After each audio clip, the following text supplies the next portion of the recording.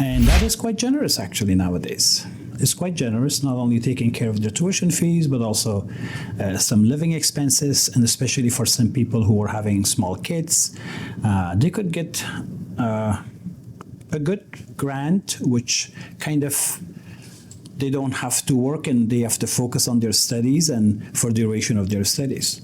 And so that way, they don't have to deal with the hassle of the financial Working part of it. Exactly. Like the way I did, for example. I have to work full-time and I have to study full-time. For 6 years, that's what I did. I worked every Saturday and Sunday. I worked night shift in evenings whenever I was not studying. But that was my reality. Today, it's slightly different. It is more friendly. It is OSAP is very generous. But again, this is a political question. As you probably know, Justin Trudeau came in with two slogans: legalizing marijuana and free tuition. He fulfilled both. Don't take me wrong. I didn't vote for him, but he fulfilled both promises. And now we have this generous. Okay, I'll take that ahead.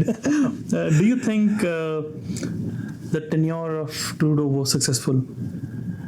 Do you see it as a success? There's a lot.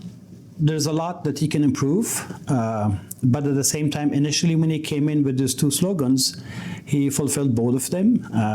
Being a witness in educational sector for the last 10 years, the free education is free tuition is he granted that promise. So now students could apply for a program. Let's say it's a 1-year program. The tuition fees is, let's say, 8, 9, 10,000, and they get enough grant which covers their tuition fees, and plus they get some for living expenses. So that promise was fulfilled. Now, next year we are going to have an election. Again, you'll have to have a Canadian citizen. You have to be a Canadian citizen or a PR. Or a PR, or either a convicted refugee with decision, as long as you lived in Ontario for 10 years. The only, 1 year, sorry.